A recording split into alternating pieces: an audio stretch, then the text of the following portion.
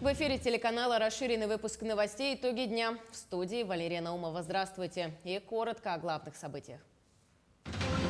Более 50 домовладельцев подали заявки на подключение. В Ленске газ бесплатно могут подключить малоимущие граждане, ветераны боевых действий и семьи мобилизованных. Якутия обновляет флот для Ленского бассейна. В следующем году на Лену выйдет новый «Метеор». На какие маршруты выйдет новое судно и в чем его главное преимущество? Новый волонтерский проект запускает театральная студия Якутского промышленного техникума. Постановки ставятся уже на протяжении 3 лет, и вот наконец у студии стартуют настоящие гастроли. Проработали биографию сказочного персонажа и назначили дату его рождения. Сегодня главный волшебник нашей страны празднует свой день рождения. Всероссийское спортивное движение «Готов к труду и обороне» продолжает свою работу в Якутске. С начала нормативов проходит круглогодично. Наш корреспондент выяснила, как одержать победу над собой. Федеральная налоговая служба будет подтверждать кредитным организациям факт мобилизации гражданина, чтобы ему предоставили льготный период исполнения обязательств по кредитному договору. Такая норма содержится в законе, который подписал президент России Владимир Путин. Устанавливается порядок, по которому налоговая служба и кредиторы будут обмениваться информацией в отношении мобилизованных лиц. Этим же документом действие закона о кредитных каникулах для мобилизованных и членов их семей распространяется на военнослужащих и сотрудников силовых ведомств, участвующих в специальной военной операции на территориях не только Украины, ДНР и ЛНР, но и Херсонской и Запорожской областей. В Ленске газ бесплатно могут подключить малоимущие граждане, ветераны боевых действий и семьи мобилизованных. Более 50 домовладельцев подали заявки на подключение. Подробности в сюжете. Елизавета Чешевская подключила свой дом к газу вчера. Девушка признается, что мечтали с мужем сделать это давно. Но удовольствие газ дорогое, и молодые позволить его себе не могли. Но сегодня для девушки подключить газ стало возможным бесплатно. Такая мера поддержки оказывается семьям мобилизованных. Данную помощь нам произвели, оказали, и на данном этапе сейчас мой дом подключен именно к газификации. Если сравнивать электроотопление и газоснабжение, то второй вариант намного выгоднее в плане и финансовой экономии, и тепла, и самой теплоотдачи. С электроотоплением данную квадратуру своего дома он ни в какой мощности не прогревает. Прошли сутки с подведения в дом Лизы газа. Девушка признается, что стало теплее. Предстоящие морозы она надеется встретить в тепле. На сегодняшний день к газу подключено 70 домов. Работа продолжается и дальше. Все вышеуказанные категории граждан могут подключить газ к своему дому уже в этом году, если его сети подведены к границам земельного участка. Хочу обратиться ко всем жителям города Ленска, кто желает газифицироваться в 2022 году, кто имеет нулевые врезки, можете обратиться в Сахатранснефтегаз на подписание договора и обратиться непосредственно в администрацию за единовременной материальной помощью. Максимальная сумма единовременной материальной помощи 150 тысяч рублей. В принципе, этой суммы достаточно на все виды работ. Сюда входит и приобретение котла, и проведение строительно-монтажных работ внутридомовых участков. На сегодняшний день социальные выплаты уже выплачены 2 малоимущим гражданам и 1 мобилизованному. Прием заявок продолжается и дальше. По всем интересующим вопросам можно обращаться в районную администрацию, в отдел производственного развития и в компанию «Сахатранснефтегаз», занимающуюся подведением газа. Светлана Болеева, Александр Ильчук, Ленск. В 2022 году в конкурсе грантов главы Якутии на поддержку семьи, материнства, отцовства и детства с учетом софинансирования фонда президентских грантов общая сумма гранта составила 5 миллионов рублей. Один из грантов главы Якутии выделен Международному детскому фонду «Дети Саха-Азия» на реализацию проекта «Комплексная поддержка кризисной семьи в условиях проживания в приюте». Также направлены средства на реализацию проекта «За мир в семье» – семейная медиация. Оно внесудебного урегулирования споров и конфликтных ситуаций Якутского республиканского центра медиации. Еще один грант выделен региональному общественному движению постоянно действующего открытого форума женщин Республики «Подруги» на реализацию проекта «Мать и дитя. Здоровая семья». Поддержаны проект «Мамины каникулы», а также направлен грант на создание детского нейропсихологического центра «Лучики солнца» для детей дошкольного и младшего школьного возраста в Чурапчинском улусе. Якутия обновит флот для Ленского бассейна. Уже в следующем году на Лену выйдет новый «Метеор-120Р». Подписание соответствующего соглашения между правительством Якутии и государственной транспортной лизинговой компанией прошло на полях транспортной недели в Москве. На какие маршруты выйдет новое судно и в чем его главное преимущество? Детали у Айсены Барнашовой. Подписывают соглашение о сотрудничестве по обновлению грузового и пассажирского флота для нужд Ленского бассейна. Изношенность кораблей – одна из основных проблем республики. В Якутии из 32 пассажирских судов только 9 не превысили срок службы. Соглашение обновит речной флот. Стороны уже договорились о поставке первого «Метеора» нового поколения. «Метеор-120Р» – это новое скоростное пассажирское судно. Оно может пройти до 600 километров без дозаправки. За один рейс перевезти 120 человек. Но главное преимущество этой новой модели – комфорт. Так, например, у якутских «Метеоров» будет и теплый пол, и даже климат-контроль. Не замерзнете, а в жару, как говорится, не спаритесь. Будет и система кондиционирования обязательно, значит, условия для маломобильных граждан, соответственно, и все новейшие технологии и удобства. А еще пассажиры оценят панорамные окна, кафе на корме и мультимедиа с фильмами. Будет двигатель МАНовский. МАНовский, да. Конечно, это двигатель 100%. Ну и отделка все-таки условия для пассажиров, это очень важно.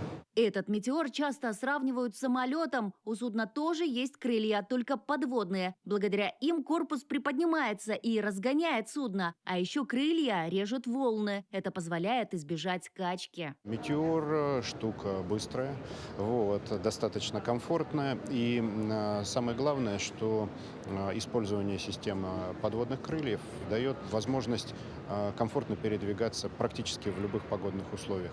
Якутия сотрудничает с лизинговой компанией с 2009 года. За 13 лет в регион поставили автотранспорт и спецтехнику почти на 13 миллиардов. Стороны намерены и дальше работать вместе. В рамках соглашения по Ленскому бассейну рассчитано поставить 3 пассажирских судна. Первый «Метеор» выйдет на Лену уже в следующем году. Будет ходить в Сангар и Жиганск. Айсена Барнашова, Виктор Олесов, Москва. В Якутии региональный Минтранс утвердил ориентировочные сроки открытия ледовых переправ через реку Лену. Первый зимник примерно откроется до 10 декабря. Это Хатас и Павловск. Далее Кангалас и Сотинцы до 25 декабря, а Якутск, Нижний Бестях до 5 января. В Минтрансе республики отмечают, что сроки открытия переправ могут быть скорректированы на более поздний срок в связи с теплой погодой в ноябре. Напомним, в Якутии работают 3 ледовые переправы муниципального значения в Оленёкском, Верхнеколымском и Жиганском районах. Улицу Ильминская в столице республики открыли для движения общественного транспорта. После ремонтных работ, сообщают в пресс-службе мэрии города. Завершены ремонтные мероприятия по улице Ильминской на участке от улицы Чайковского до улицы Билибина, говорится в сообщении. Маршрутные автобусы номер 15, 25 и 41 будут осуществлять движение согласно утвержденным схемам с 21 ноября. Зарегистрирован первый в России препарат против COVID-19 на основе моноклональных антител от AstraZeneca. Это первое в России лекарство профилактики и лечения COVID-19 на основе этих антител. Оно предназначено для обеспечения защиты уязвимых групп пациентов, имеющих сопутствующие заболевания или получающих иммуносупрессивную терапию, с недостаточным иммунным ответом на вакцинацию против COVID-19, а также для лиц с противопоказаниями к вакцинации. К ним относятся люди с онкологическими и онкогематологическими заболеваниями, перенесшие трансплантацию органов, находящиеся на диализе, получающие иммуносупрессивную терапию, а также пациенты с тяжелыми хроническими заболеваниями. Появились первые случаи холодовых травм в республике за этот сезон. Ежегодно, по статистике, около 200 граждан получают обморожение различной степени тяжести.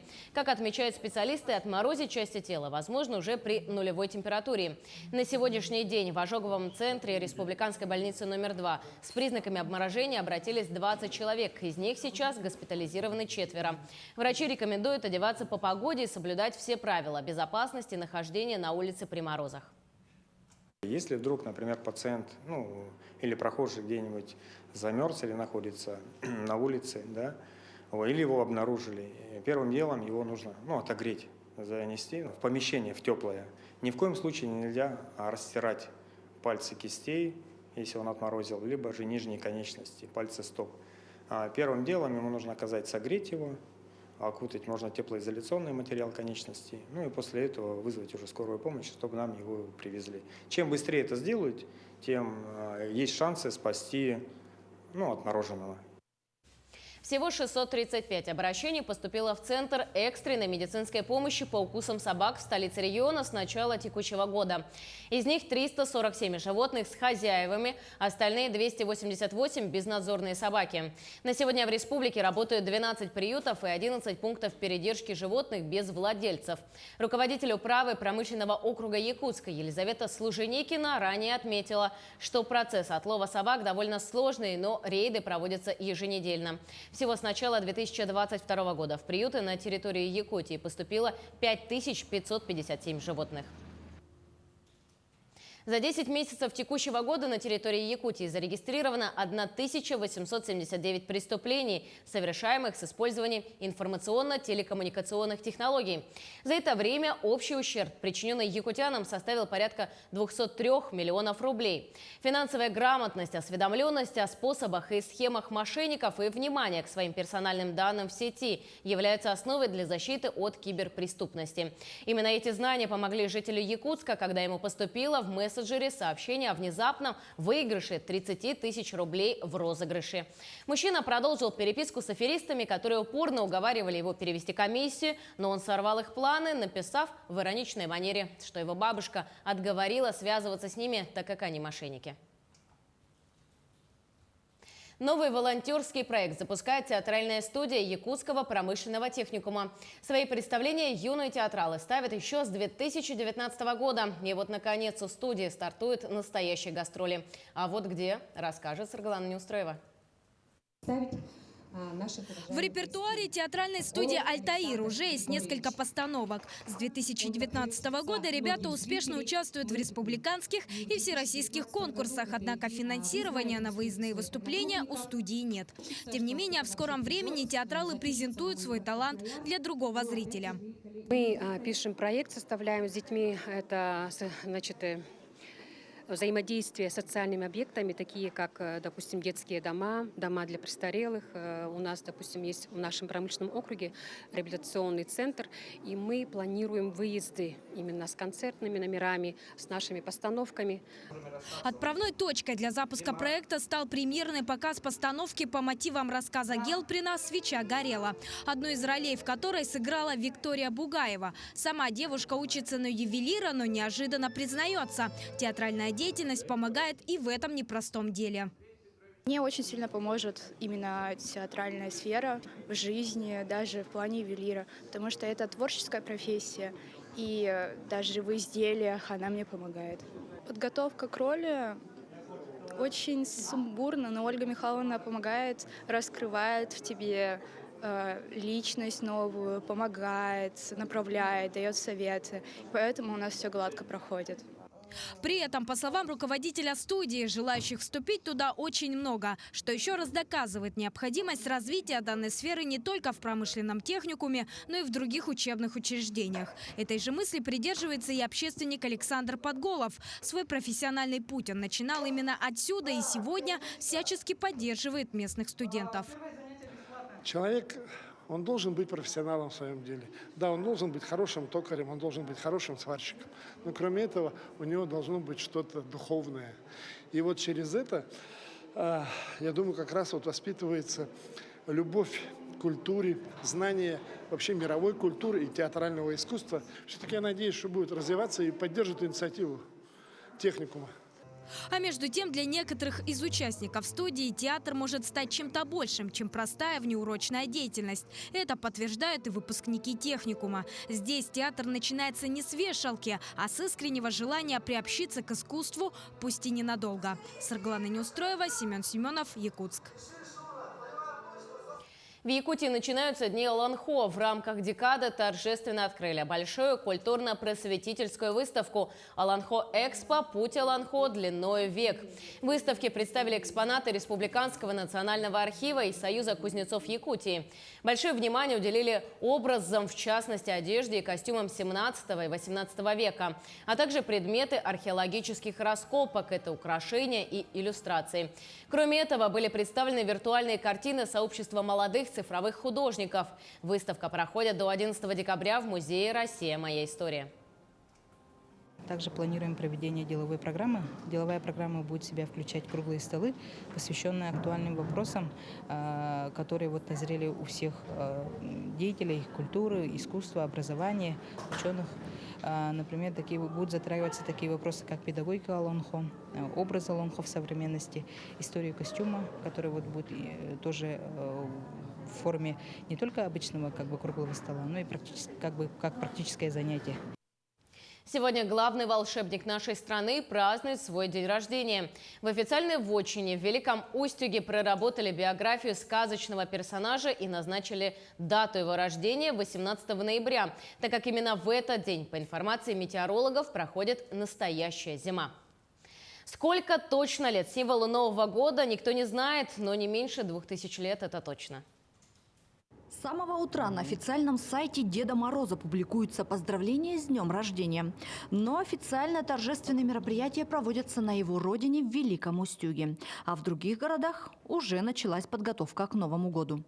Уже заказали классные, хорошие костюмы, уже заказали классные реквизиты и усовершенствовали свою программу. Готовятся реквизиты, костюмы, прорабатывается программа. И все для того, чтобы у всех детей было хорошее праздничное настроение и ощущение волшебства. Что хочу отметить, сколько мы ходили разные семьи, и все очень чувствуешь атмосферу очень радушную, тепло. В основном все дети относятся хорошо, родители. Подарки все разные. В первую очередь к Новому году готовятся дети. Пишут письма, загадывают желания, разучивают стихи и песни для Деда Мороза. Я очень жду Новый год. Скоро он наступит. Я очень хочу и очень жду его. Я хочу в Новом году больше успеха, всего лучшего, счастья, благополучия, обязательно здоровья, чтобы все в этой жизни получалось и исполнялись все мои желания. Сделать Новый год праздничным, чтобы у всех было хорошее настроение. Я забыла отправить письмо, он мне ничего не принес. А моей племяннице Дед Мороз подарил телефон. Что вы будете просить? Я хочу попросить iPhone. У меня уже есть, я хочу попросить кукольный дом. Очень скоро Дед Мороз поедет по российским городам и в каждом будет зажигать огни на новогодних елках и дарить праздничное настроение. Ирина Жданова, Тамара Игнатьева, Вадим Барашков, Нерюнгри. Глаза сквозь призму искусства. Неизвестный живописец Мира Аргунова совместно с офтальмологическими врачами запустила выставку. Проект является уникальным и не имеет предшественников по всей стране. Идея коллаборации возникла еще весной по предложению Ивана Луцкана. В те дни в глазной больнице была открыта экспозиция картин Миры Аргуновой. 33 картины выполнены в стиле авангарда и академической живописи. Проект имеет инклюзивный компонент. Произведения могут увидеть люди с проблемами зрения. Каждой картине сопутствует модель ее изображения из акрила, которую можно взять в руки и изучить по контурам и рельефам, а также подпись на азбуке Брайля. В целом, я думаю, что она уникальна во всех смыслах, поскольку она представляет собой фьюжн фотографии, дизайна, традиционной народной графики, традиционной классической академической живописи, несет в себе мультикультурный компонент. Она представлена как в звуковом ряде, как в тактильном ряде, так и в визуальном. Она максимально универсальна. Я думаю, в этом ее уникальность. В спорткомплексе «Триумф» пройдут соревнования по якутским национальным прыжкам в совершенно новом формате. Посвящен турнир будет неординарному человеку – амгинцу Андрею Гаврилеву, мастеру спорта СССР по якутским прыжкам и мастеру спорта РСФСР по национальным видам спорта. В турнире «Прыжки под музыку» организаторы подготовили много нововведений. Например, в финальной части у каждого прыгуна должен быть свой музыкальный трек. Запускается музыка, спортсмен настраивается и совершает прыжок под свою любимую мелодию. Кроме того, параллельно будут подведены итоги другого конкурса на воплощение опять-таки выбранного самим участником образа. Это может быть герой Алан Хо, какого-либо литературного произведения или персонаж фильма. И это не все новшества соревнований. Турнир будет транслироваться по интернету. НВК «Сахаза» пишет весь ход турнира и потом покажет его на республиканском телевидении. Всероссийское спортивное движение «Готов к труду и обороне» продолжает свою работу в Якутске. В этом году свои спортивные достижения зафиксировали уже более 3000 горожан. Сегодня сдача нормативов проходит круглогодично. Проверить свою спортивную подготовку могут все желающие, независимо от возраста. О том, как одержать победу над собой, узнала Анна Пшенникова. Всероссийское физкультурно-спортивное движение ГТО стало аналогом существовавшей в СССР системы спортивного воспитания населения. В течение 60 лет с 1931 по 1991 годы советские граждане готовились к труду и обороне. В трудные 90-е движение прекратило свою работу, и только в 2014 году указом президента России физкультурно-спортивное движение возобновило свою работу. Все эти годы государство активно поддерживает физкультурников льготами и поощрениями. Да, есть очень много преимуществ. Это у выпускников есть дополнительные баллы на поступление в образовательные учреждения. И еще на государственные спорткомплексы 50% скидка это на золото, 30% на серебро и 20% на бронзу. В движении принимают участие разные возрастные группы. Самым маленьким участникам этого года едва исполнилось 6. Самым возрастным перевалило далеко за 70. Современная система ГТО разделена на 11 ступеней. Нормативы в них подобраны с учетом возрастных особенностей человеческого организма. Ступень каждые 5 лет, и ты можешь посмотреть свои нормативы, то что, грубо говоря, в своем возрасте у меня должны быть вот такие показатели. Я мотивировалась вот этим. То есть 11 минут пробежать 2 километра, я должна это сделать. Тоже борьба с собой. И поэтому пришла сдавать. Сдала я за 2 недели все нормативы, потому что удобно, на сайте есть расписание. И я посмотрела то, что, например, силовые в понедельник, это в среду, на следующей неделе все расписано. Сразу же собрала волю в кулак, все сдала, и через полгода я получила значок. Для того, чтобы стать участником движения, необходимо зарегистрироваться на официальном сайте ГТО и обратиться в муниципальный центр тестирования. А дальше тренировки. Комплекс дисциплин проверяет выносливость, силу, растяжку. Это бег на разные дистанции, плавание, прыжки в длину, стрельба, отжимания, подтягивание и пресс. Я выпускник 33-й школы и в будущем собираюсь поступать на пилота гражданской авиации. Мне, как будущему абитуриенту, ГТО дает баллы для поступления, которые мне жизненно необходимы. Хочу стать пилотом, и поэтому организм должен быть подготовлен к этой профессии. ГТО – это единственный спорт, где ты соревнуешься сам с собой. И если результаты кажутся не впечатляющими, их всегда можно улучшить в следующем году. И пусть у тех, кто приходит в центр тестирования, разная мотивация, их объединяет одно – безоговорочная личная победа. Анна Пшенникова, Илья Сыромятников, Якутск. Далее смотрите рубрику «Между тем». А я с вами прощаюсь. В студии работала Валерия Наумова. Всего доброго и до новых встреч в эфире.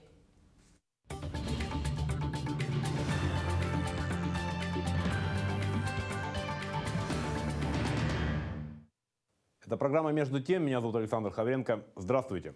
Якутяне, проживающие в других городах России, создают сообщества и объединяются в группы, чтобы помогать бойцам, призванным из Якутии для участия в специальной военной операции.